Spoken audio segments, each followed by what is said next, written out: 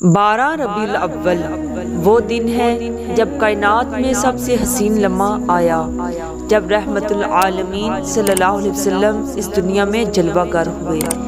آپ صلی اللہ علیہ وسلم کی آمد سے اندھیروں میں اجالا ہوا، ظلمتوں کا خاتمہ ہوا اور انسانیت کو راہ نجات ملی۔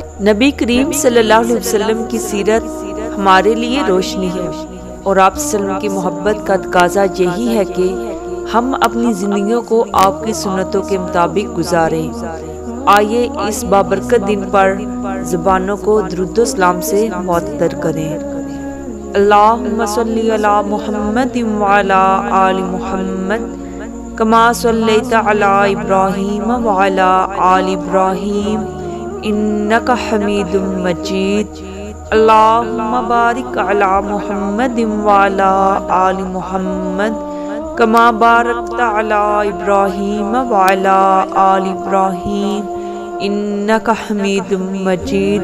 السلام علیکم یا رسول اللہ صلی اللہ علیہ وسلم۔ ایسی مزید اچھی ویڈیوز کے لیے ہمارے چینل حورین وائس کو سبسکرائب کریں اور لائک کریں۔